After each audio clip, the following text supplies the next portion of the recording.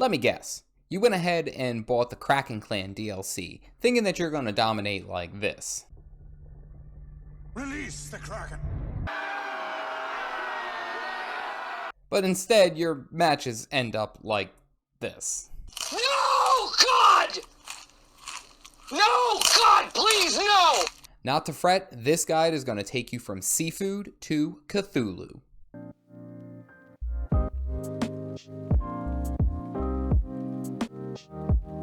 Hey there YouTube, I am the Caffeinated Dad. I also occasionally stream over on Twitch, link in the description below. In this guide, I'm going to cover what you need to do to become the feared Kraken Clan. Let's get into it.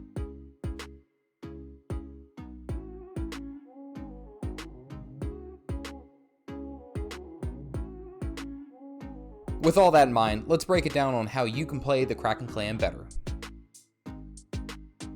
The Kraken Clan's at a bit of a disadvantage when it comes to colonizing tiles that are not next to the coast.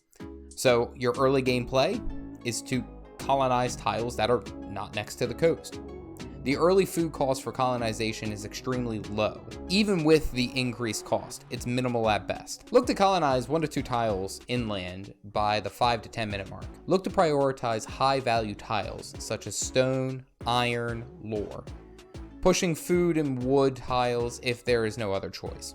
Fisheries, which is a unique building to the Kraken Clan, can cover a lot of the food costs that you would need anyway. When it comes to lore tree pathways, I recommend the Knowledge from Beyond build. This build path allows you to have a heavier emphasis on a lore victory, while also giving you a tactical advantage to upcoming events. And not to mention, you do make quite a bit of money through crowns. This build path focuses on sharp axes and then fresh fish. This helps offset some of the increased cost that you get from colonizing tiles that are not next to the coast. After that, go for mining efficiency and then Knowledge from Beyond. Knowledge from Beyond dramatically increases the amount of lore and crowns that you get through the trading post. Then focus on recruitment. This increases the rate of which you get villagers by 25%. My next target is erudition. This helps generate a significantly higher amount of lore, which the Kraken Clan usually plays very well to. After that, it is user's choice, but personally I prefer to go for the Endless Tide trait, as well most clans are ready to fight about that time. The Kraken Clan has a surprisingly powerful warband if played appropriately. They have a specialty unit called the Valkyrie. This is a highly defensive unit, and it doesn't take the spot of a war chief. For the warband to play effectively, you have to go with the Endless Tide trait.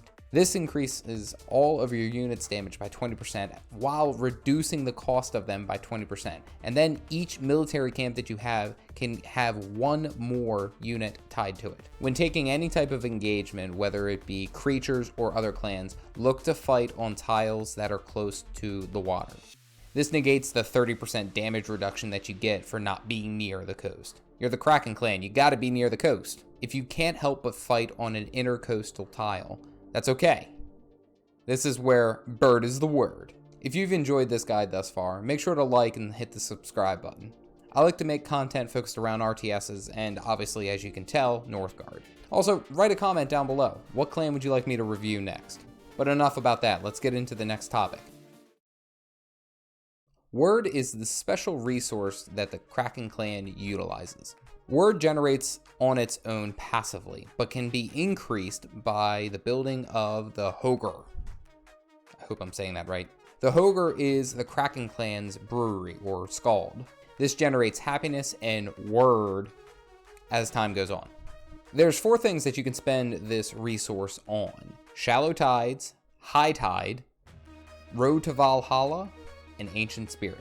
Shallow Waters allows you to build an additional building on any coastal tire at the cost of 100 Wyrd. Make sure to utilize this on any tiles that are already maxed out, or if you have an excessive amount of Wyrd. Next is High Tide.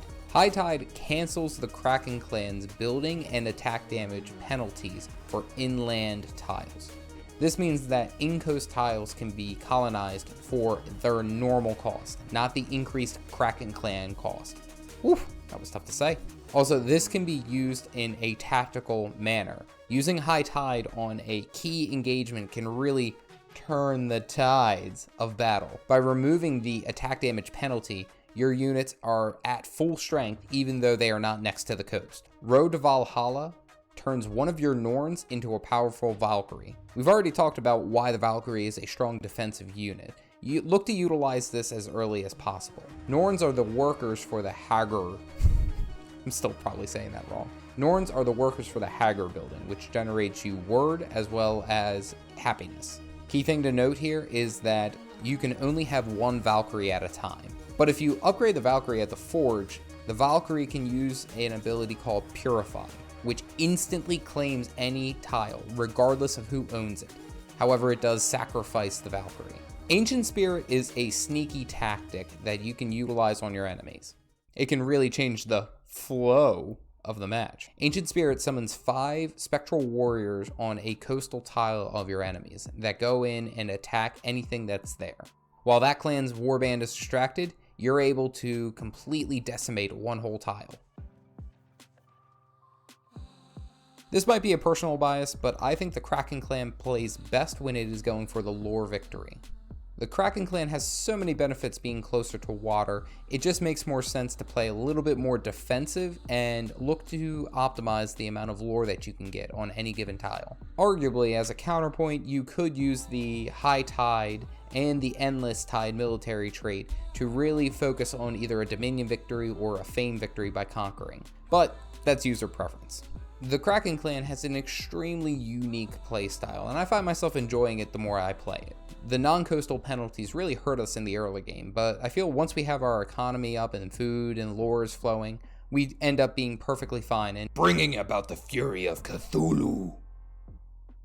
I'm not sure who Cthulhu is. I hope you've enjoyed this guide and you have learned to play the Kraken clan better. I am the Caffeinated Dad, and I'll see you around.